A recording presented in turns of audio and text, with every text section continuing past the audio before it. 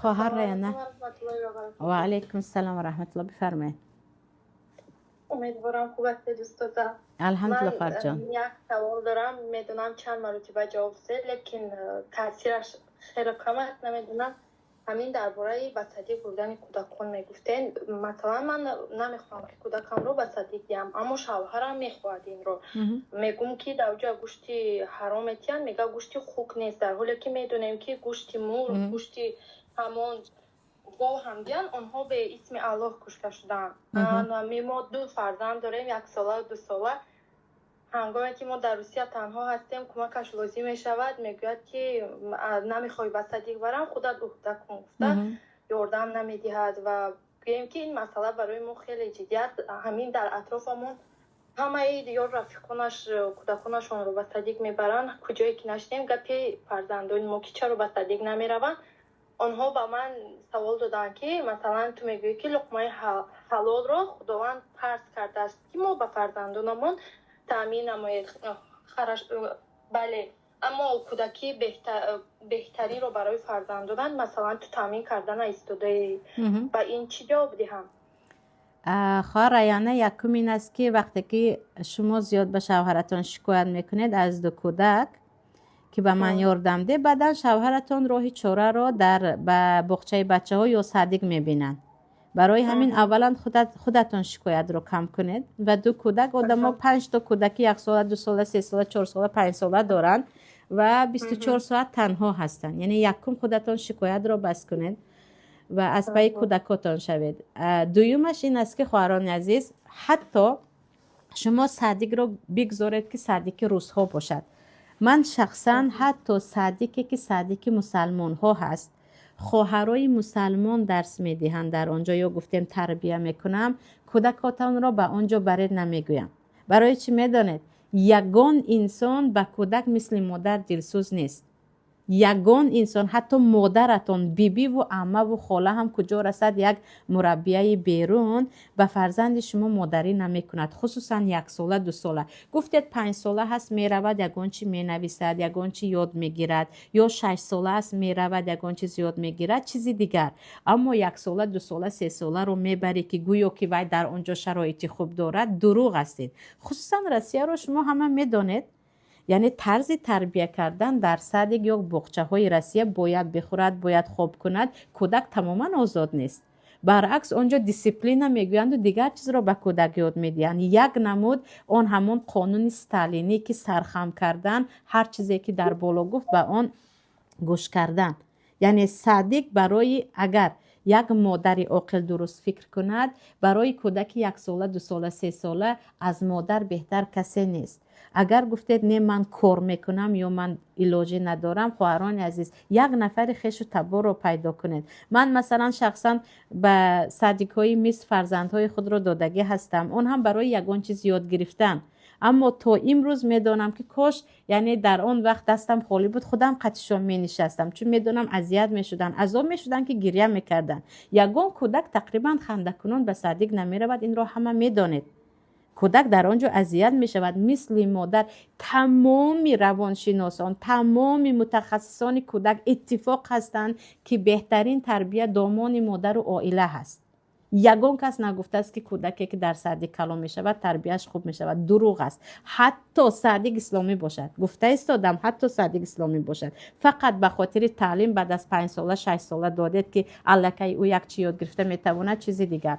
اما به دست روزها دادن خواهران عزیز و برادرانی که میگوید باید کودک رو به آنها بدیم، آخر کدام ایمان، کدام وجدان به تو اجازه میدهد که یک انسانی که مسلمان نیست، یک انسانی که خوک میخورد، عرق رو حلال میداند، سیگار میکشد، مینیوبککتی میگردد، فرزندت رو برده به او دی و انتظار باشی که بهترین شرایط برای فرزندت هست، فرزند تو در سعدی که روزها هست.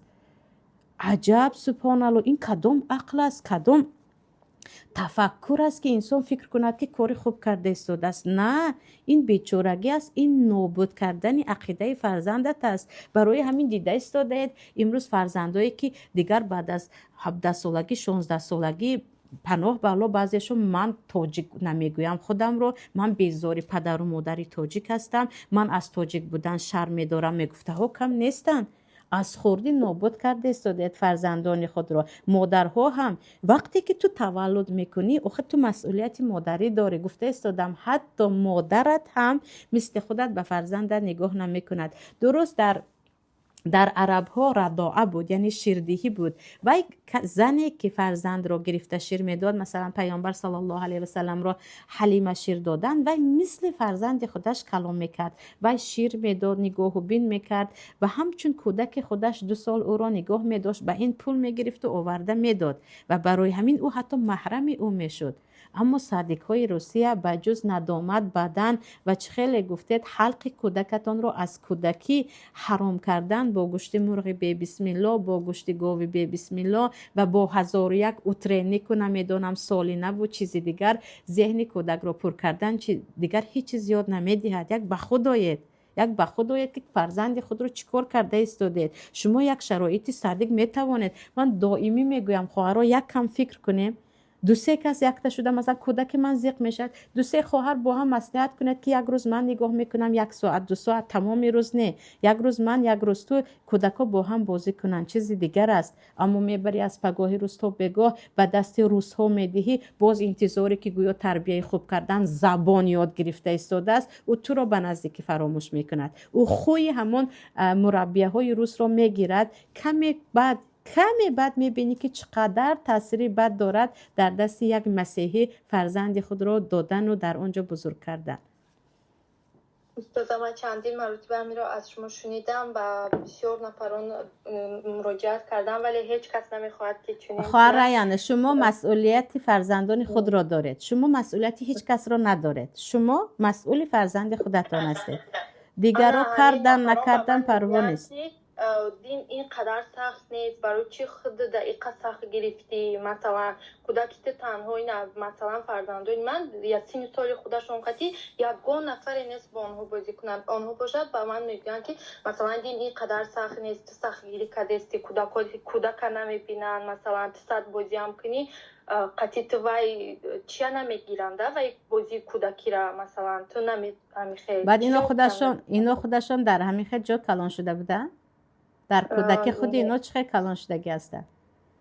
همه ما از تاجیکستان اومدیم بعدش شوهر کردن. همه اینا خودشون برای در این شرایطی حاضر بودن به صدیقای روسی رفته بودن. کودک گفته استادم دامان مادر است، اما شما به هر یک گفته هر یک کس جواب میدیم. گفته عمرتون خزا میشود.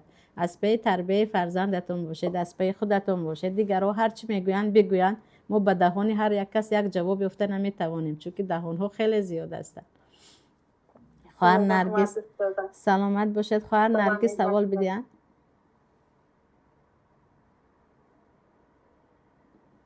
نرگس هستید؟ ما باشم. آره شما. السلام علیکم و رحمت الله و برکاته. و علیکم السلام و رحمت الله. سوالی من همین است که همین شخصی که مثلا وفات میکند و میمرد در همون خانه جنازه میکنند، مثلا مرده رو میشویند، میگویند که همون خانه که مرده رو شستند و در همون خانه مرده رو برآوردن 40 روز یا که تا 1 ساله در همون خانه زندار یا که زنی نفت تولد کرده خواب نرود. ممکن است.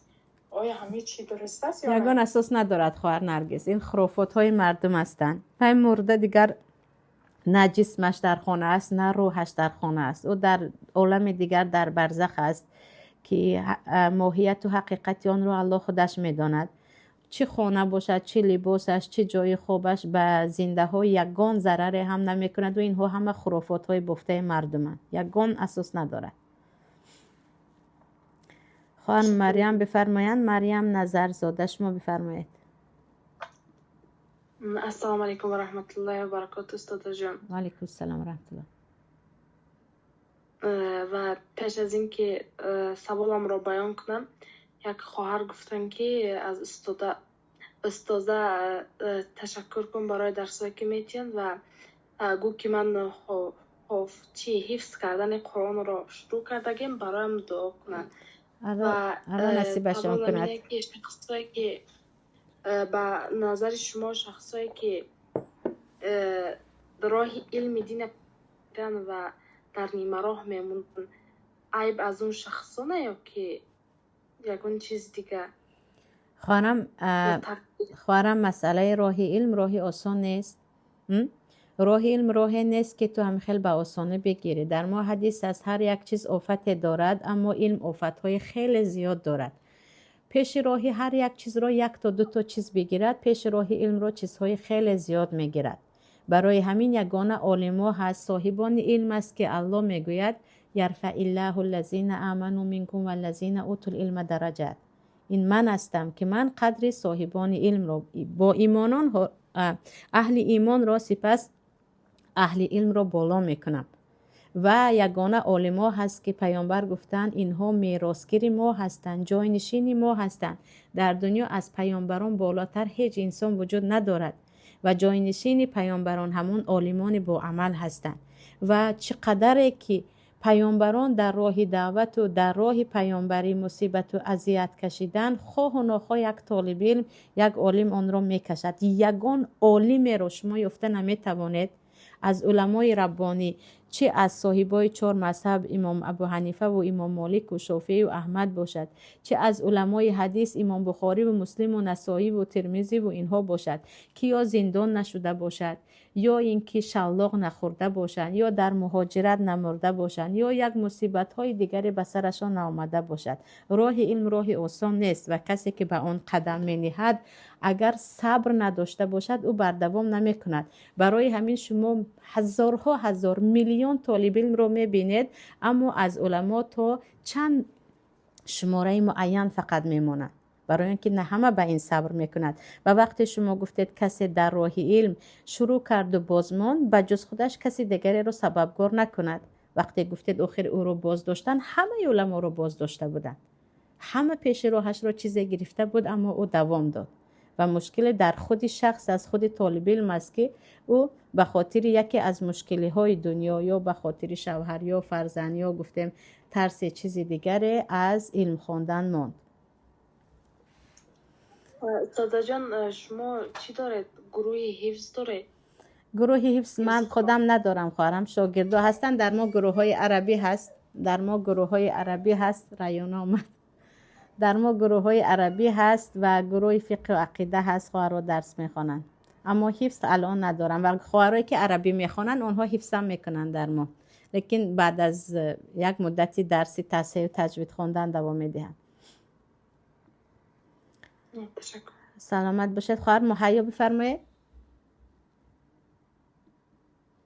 السلام علیکم و رحمت الله و برکاته. و علیکم السلام و رحمت الله. استاد جان سوالی من چنین بود که پیامبر صلی الله علیه و سلام در مسجد پیامبر صلی الله علیه و سلام یک رکعت نماز برابری 1000 رکعت، با وجود این گفتن که زنها در خانه هایشان خوانند بهتر. در ما حاضر چنین گپ ها میرد که وقتی که حج یا عمره میکنی در امو گستینس در خانه نشسته عبادت کنی بهتر. و همین حدیث عمل کده که ثوابش عظیم میگویند. همین فکر درست است؟ خواهرم از من شخصا پرسیدید هر خواهری که عمره میروی، هر خواهری که حج میروی، یگان لحظه اون نعمتی که الله به تو داده است در گستینسه و در خانه ها نگذران. آره نماز زنها در خانه بهتر است. این برای زنهایی بود که در مدینه زندگی میکنند و پیامبر صلی الله علیه و سلم گفتند در خانه خوانند. اما حدیث دیگر در بخاری است که پیامبر گفتند یگان زن را از در مسجد نماز خواندن باز ندارید. زنها در خانه خوانند بهتر است، اما کسی حق ندارد که زنی را از مسجد باز دارد. اما کسی که پول صرف میکنی، به حج میروی و عمره میروی و شاید در یک سال یک بار در عمره یک بار بروی، اصلا این حدیث است و این گونه فتوای یگان مرد است گویان، یعنی که در گستینسه نمازخوانی بهتر گویان، از این ثواب 1000 رکعته یا گفتیم 100,000 رکعته که در کعبه است از آن خودتان را به نصیب نکنید. تمام لحظه های خود رو در نماز گذارید و یقین بدانید که از نمازی که در گسنیسه میخونید خیلی بالا هست. و مشکل این است که حاضر زنها مثل پیشتر نیستن، میروند خرید میکنند، میروند در کوچه ها صورت میگیرند. انا در مسئله نمازمون به فتوای کسی نگاه میکنند که در گسنیسه خونیم بهتر. نه، در گسنیسه نخونید. اجر و ثواب زیاد شما در کعبه است، اجر و ثواب زیاد شما در حرم پیامبر است. فرمایید خواهر صدا. عوض زیاد صدا جان، سوال شخصی داشتم. خیلی میشد که من شما بیان سوال مچم. شما صدای خواهرم به من روان کنید، گرچند بعضی صدای دیرتر جواب میدم، ان شاءالله حرکت میکنم، یا در واتساپ یا تلگرام باذن الله صدای کوتاه روان کنید، ان شاءالله باذن الله پگاه دستم خالی تر از جواب میدم. ان شاءالله سازم. جزاک الله. علیکم. خواهر فرزانه بفرمایید. السلام علیکم و رحمت الله و برکاته. علیکم السلام و رحمت الله و برکاته. الحمدلله خواهر جان بفرمایید. استاد دو سوال دارم متاسفانه. و یکم سوالم این که طلب علم فرضی عین است یا کفایه؟ یعنی هر شخص باید علم آموزد یا اگر یک نفر از جامعه علم گیرد از دیگران ساقط می شود؟ که بعضی مثلا خواهرهای علم که تفهمونه میگن که از علم گرفتن مثلا حق شوهر روی اینای بالاتر میگذارد، با حق شوهر این گذرد علم که میگرد شخصیت. اولا خواهرم در مسئله علم و حق شوهر، من شخصا خودم نمیگم که وقتی که علم میخونی حق شوهر مونده میرود، این گپ خطا است. گپ خطا است تماما. یعنی در همین 24 ساعتی که الله برای تو داده است، اگر 2 ساعت برای علم جدا کنی انشاءالله کفایه است. بقیه 22 ساعت دیگر تو وقت داری، از خوابت کم کردی، از مهمانی روید، از کوچه چغ زدن بر آمدن، از خرید کم کردی، اگر به همه چیز دستت میرسد. در مسئله کسی که میگوید اگر علم خوندی تو به حق شوهر هیچ دستت نمیرسد، گپ خطا است. و من پیشترم گفته بودم که استوزه که من داشتم الله حفظشان کند 1 تا 2 تا 8 تا فرزند داشتن، همسر داشتن، باز شاگرد داشتن، باز تو 3-4 جا درس میخوندن، به همه این خداوند برکت میدهد. سبب علم که بعضیا زندگیشان برعکس با برکت، وقتشون با برکت میشود. اما طلب علمی که کردنش فرض است، برای تو آموختنش فرض است. برای زنها دانستن حیض، دانستن نفاس، دانستن مثلا شیر دادن، حکم شیردهی، دانستن احکام نماز، احکام زکات، احکام روزه، چیزی که یعنی خودش فرض است، دانستن آن هم فرض است. این مسئله اتفاقی است. مثلا چیزهای میده شده که سنت است، مستحب است، برای شما نه، اما دانستن مثلا شکننده های طهارت، شکننده های غسل، فرض های غسل، فرض های طهارت، فرض های نماز، روزه و زکات و حج و مال، دانستن مال حلال، مال حرام، چی خوردن حلال، چی خوردن حرام، اینها برای همه مسلمان ها فرض است. کسی میگه کسی داند میشود، نه، برای چی میخوری حلال است، چی میخوری حرام است، حج میکنی کدام کارها به تو واجب است، کدامش نه، دانستنش فرض است. و این باید هر یک مسلمان وقت جدا کند و آموزد. جزاک الله خیرا. سوال دوم این که حق مادر به فرزند چقدر است؟ یعنی اگر مادر کودک را به یگان سبب کلان کرده نتواند، آیا فرزند احترام کند؟ احترام کردنش یعنی لازم است؟ احترام پدر و مادر همیشه فرض است بالای فرزند. تو رو وای کلان کرد نکرد نه، تو رو به دنیا آمد، سبب به دنیا آمدن تو شد و پدر و مادر تو است. تو باید دو رو احترام کنی و حق آنها بعد از حق پروردگار نیست. و یکم خواهر مدینه بفرمایید. السلام علیکم استاد جان. و علیکم السلام و رحمت الله. من 2 تا سوال داشتم، میبخشید. یکم سوالی من این بود که بیبی من این سوال رو پرسیدن که از معلمه بپرسید. گفتن که من طوری چند سال بود که در شب‌های ماه شریف رمضان اعتکاف می نشستم. بعد از ذهن شما فهمیدیم که این تنها در مسجد خواندنش ممکن بوده است. این چی میشه؟ خواهرم ثوابش رو میگیرن. هم شب زنده داری قیام اللیل در خانه ثوابش کلان است، اما نیتی که برای اعتکاف است آن فقط در مسجد است. شب زنده داری در خانه و ثوابش کلان است. پیامبر صلی الله علیه و سلم در خانه خود قیام شب میخواندن. فقط نیتی که نیت اعتکاف است، تو خرید و فروش کردنت ممکن نیست، باید بیرون نبرایی، اینها همش در مسجد است. رحمتی کلان یک سوالی دیگر داشتم. سوالم این بود که من در وقت نمازخوانی بسیاری وقت فکرهایی مثل شرک به ذهنم میآید. همین قدر استغفرالله میگویم از فکرم نمیرم، همین قدر الله اکبر میگویم نمیرم. من باید چیکار کنم؟ خواهرم اعوذ بالله من الشیطان الرجیم بگوید، به طرف چپ 3 بار صف کنید و تماما اهمیت ندید به این فکرها، نماز رو دوام دید. پیامبر صلی الله علیه و سلم میگن شیطانی هست خنزب که در نماز به شما هجوم میکند و این کار شیطان است که میگونه میخواهد بین شما و بین نمازتان بیستد. شما در اینجا نماز رو دوام دید، لیکن با کمی صدای بلند نماز خوانید و حتما خواهر مدینه چیزهایی که در نماز میخونید معنیش رو دانید. فهمیدید چی خونده استودید به معنیش اگر دقت دادید این فکر از بین میرود. تو میتوانید با قلبتان با الله نزدیک صحبت کنید. و یکم خواهر سمیه بفرمایید. بفرمایید. جان در برای همین بخیلی زنای حیوان بسیار در همه جا در چی گفتنی شما؟ حسد را در نظر دارید؟ حسد را در نظر دارید یا بخیلی را؟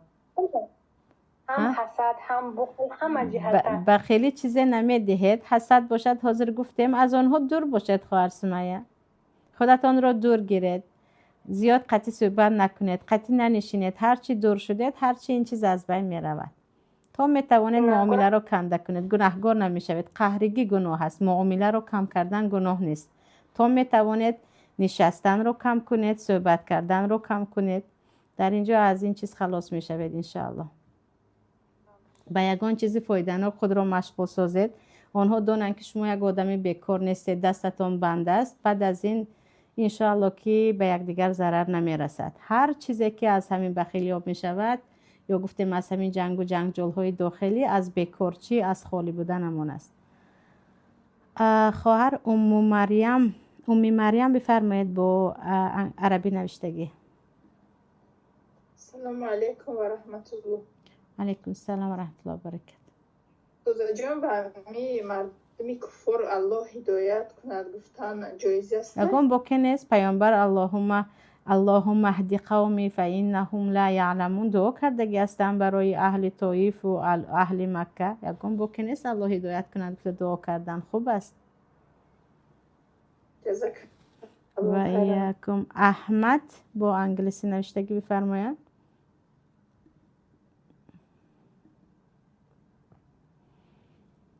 ام احمد شما سوال بدهید. ام احمد.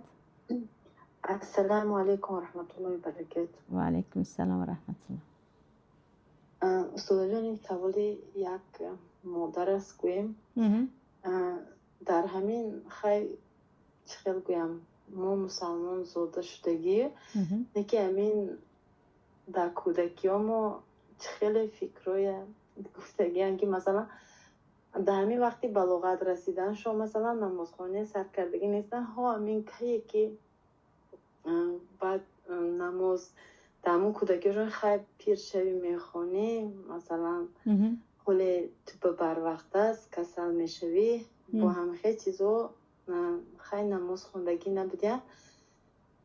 بعد میگوین که همین 20 سالی حیاتشون به همین نمازشون کراچی نخونده اکن حاضر میتونن که همون فرضای نمازشون خونن. البته میتونن خواهرم. ام احمد مادامی که مسلمان بودن و قضا کردن به سبب فتوای چند بی سواد که مشکل رو میدونه در ما زیاد است و دیگر عیبی همون شوروی و دیگر بیدین ها هم بود که مردم رو بی سواد مونده بودن و همین گونه فکر خیلی زیاد بود. نمازگویا فقط برای آدمای پیر است، سطر حجاب برای پیر است، ریش برای پیر است.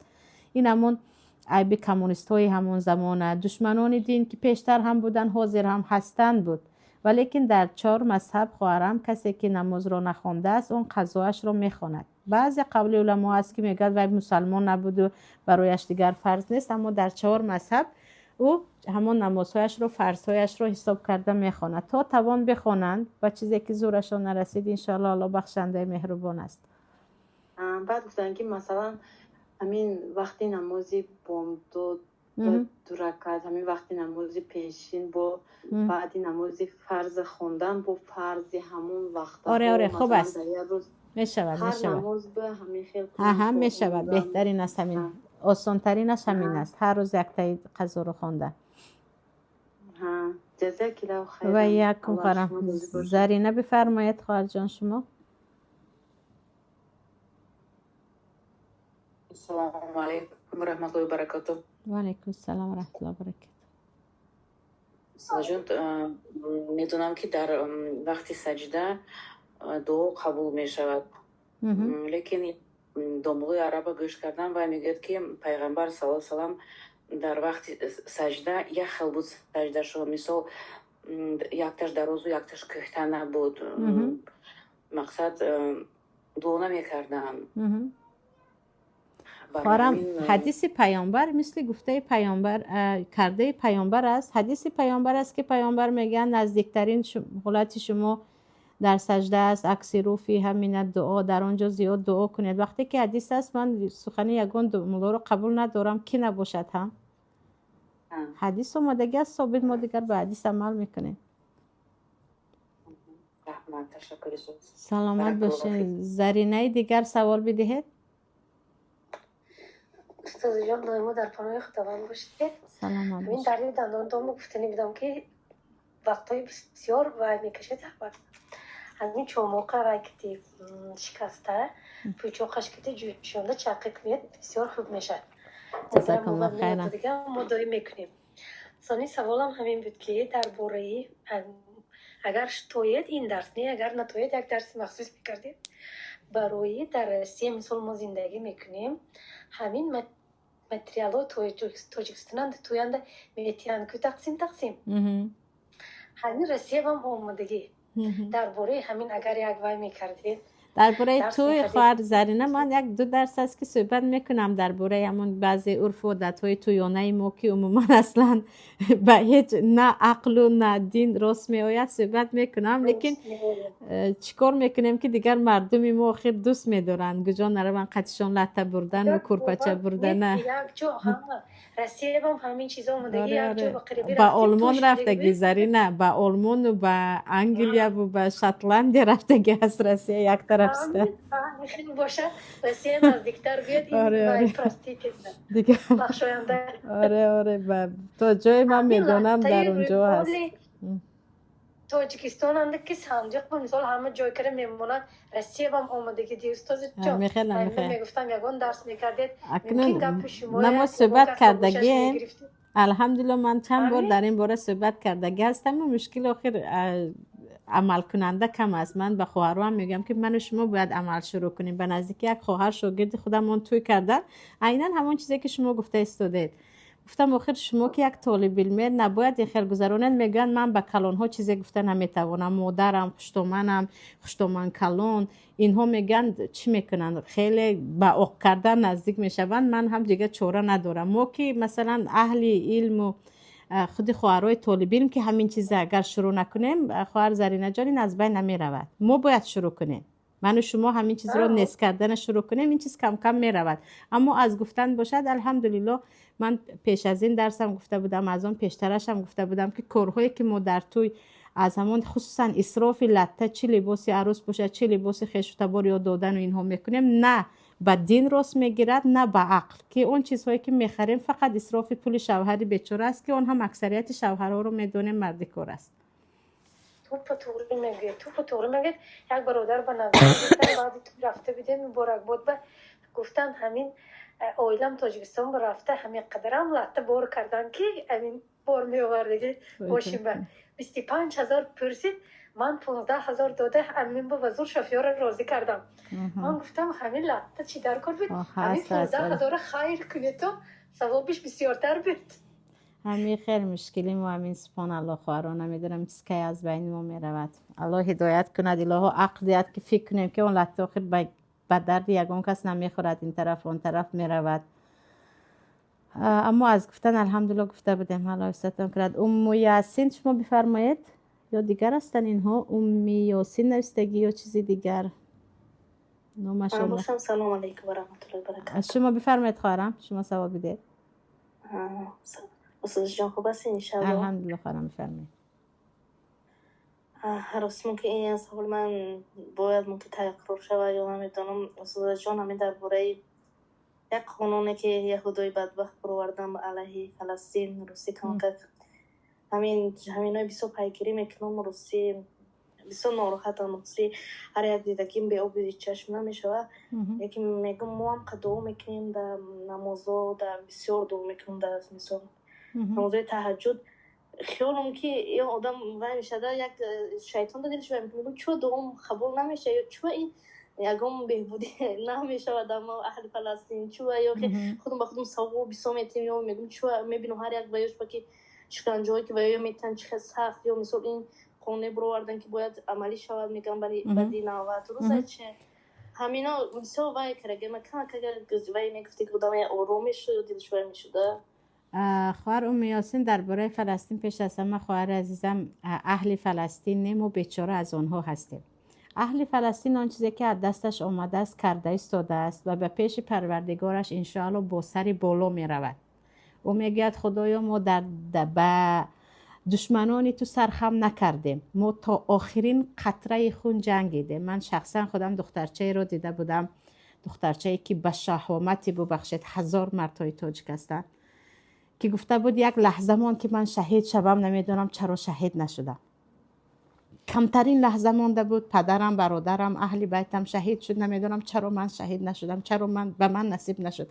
دخترچه شاید 10 ساله بود 11 ساله بود، آرزو تشنه شهادت بود. آنهایی که در فلسطین هستند شما یقین بدانید آنها به رحم ما نیاز ندارند. آنها با خون خود بهشت الله رو خریده ایستادند و غزه یک دروازه هست برای به طرف فردوس به نزد پیامبر صلی الله علیه و سلم که از آنجا راست ان شاء الله شهدا میروند. اما به حال خودمون بگیرید، به حال زور خودمون. ما خودمون چیکار کرده ایستاده؟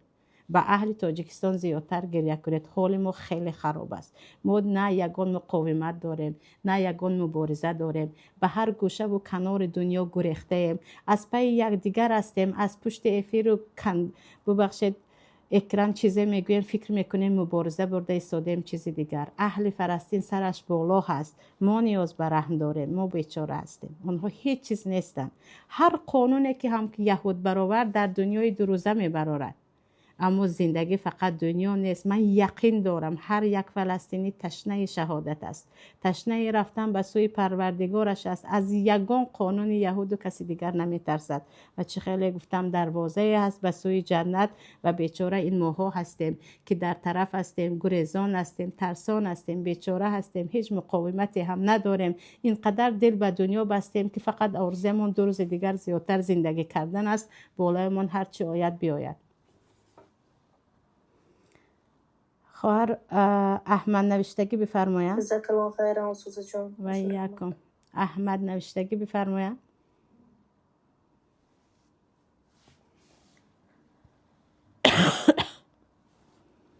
مخبره شما بفرمایید. السلام علیکم و رحمت الله و برکاته. و علیکم السلام و رحمت الله و برکاته. یک سوال درباره نمازهای قضایی داشتم. بسیار سالهای بسیار قضا شده است، همونها رو با چه ترتیب خواندن؟ خواهرم نمازهای سالهای زیاد یگان ترتیب ندارد، چه خیلی خواهد میخوانید. این در 4 مذهب است. نمازهایی که زیاد یعنی چند سال شده است و زیاد است یگان ترتیب ندارد. شما چه خیلی خواهد میخوانید، مهم یک مقدار معینش را تقریبا حساب کنید و هر روز بخوانید، چون که در 4 مذهب قضایی را باید بخوانید، اما یک ترتیب معین ندارد. خواهرها همینجا سوال جواب رو به آخر رسانیم. صحت و سلامت باشیم. انشالله 3 شنبه دیگر در سوال جواب با هم هستیم. در حق هم دیگر دعا کنید. الله نگهبان همتون باشد. الهی امروز درس عمل کننده باشد برای هممون. خداوند از حسد قلب‌های ما رو پاکیزه سازد. شما و اهل بیت